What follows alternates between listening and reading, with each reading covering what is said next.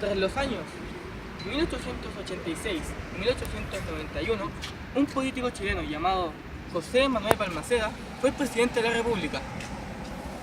Bueno, hermano, ¿cómo estás? Balmaceda inició su gobierno con una propuesta muy ambiciosa: unir a todos los liberales en un gran partido. El grandísimo problema que esto tuvo es que en esos años había un enfrentamiento entre los parlamentaristas y los presidencialistas. Esto llevó a una guerra civil, la de 1891, en la cual terminó la derrota de Balmaceda, quien se terminó suicidando en Argentina el 19 de septiembre del mismo año.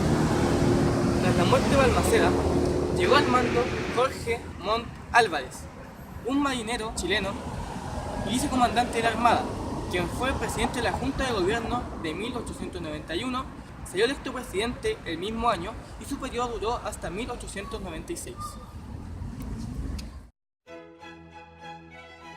Manuel Montt tomó el mando de la escuadra y encabezó la revolución contra el gobierno de Balmaceda en 1891. Tan pronto la Junta Revolucionaria se instaló en La Moneda, se llamó elecciones. Los partidos políticos de la Alianza Liberal, que son los liberales, demócratas y radicales, obtuvieron los 2/3 del Congreso, mientras que el tercio restante fue para los conservadores, y en ambos bloques designó a Jorge Montt como candidato, a pesar, como se dice, de su negativa inicial. No había muchas esperanzas de que fuese electo. Montt pensaba que su nombramiento era una decisión poco acertada, pues se daba hacia el exterior una mala imagen del país, la de aquellos países donde el caudillo vencedor de una revolución era nombrado presidente. Montt fue elegido candidato presidencial por una convención liberal radical, siendo también apoyado por los conservadores, pues él no pertenecía a ningún partido político. Su primer gabinete fue el mismo que tuvo durante su mandato en la Junta de Gobierno de 1891, pero debido a las diferencias entre las mayorías parlamentarias y los gabinetes, y como el Congreso podía controlar la gestión del gobierno, se produjo más o menos unas 8 rotaciones ministeriales. Montt empezó gobernando con los partidos liberales y conservadores. Sin embargo, luego comenzaría a darse combinaciones políticas entre la alianza, liberales, radicales y demócratas, y la coalición, conservadores y nacionales. Así, cuando la alianza se impuso como mayoría, Montt debió organizar sucesivos gabinetes en acuerdo con ellos. En septiembre de 1893, Montt promulgó una reforma a la ley electoral, en la cual se suprimió la base municipal que se había dado al sistema electoral, entregando esta a la Junta de Mayores Constituyentes.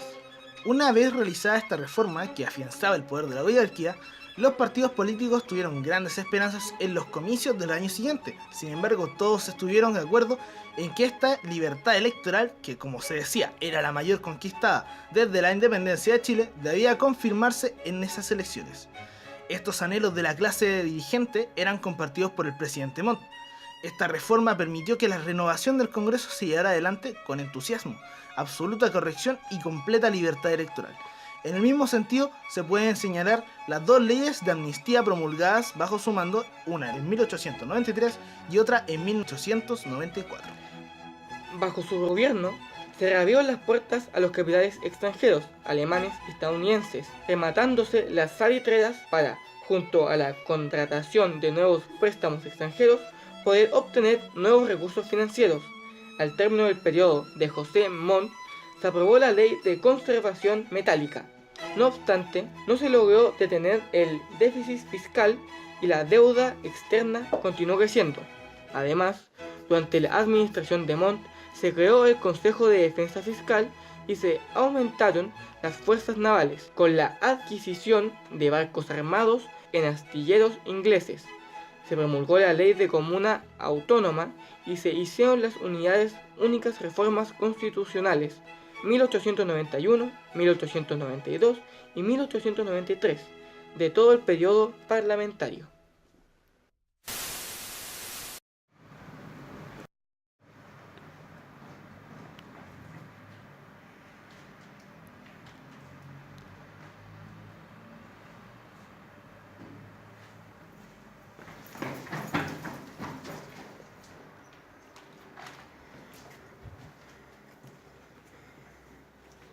Durante este gobierno se sancionaron y ratificaron importantes reformas a la Constitución de 1833.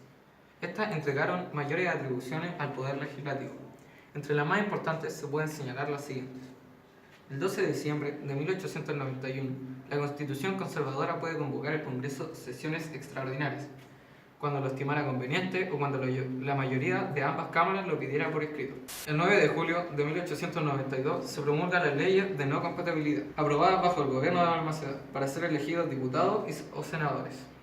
El 26 de julio de 1893 se permitió a ambas cámaras poder asistir a las aprobaciones de algún proyecto de ley, aunque este hubiese sido vetado previamente por el presidente. Montt no presentaba a ningún partido político, excepto presentarse como el candidato presidencial, en parte por las circunstancias que vivía el país, en que justamente se necesitaba un hombre que estuviera al margen de los conflictos de los partidos.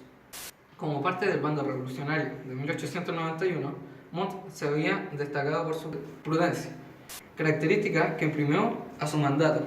Así, esta actitud permitió que las odiosidades de la revolución no amenazaran a la paz pública.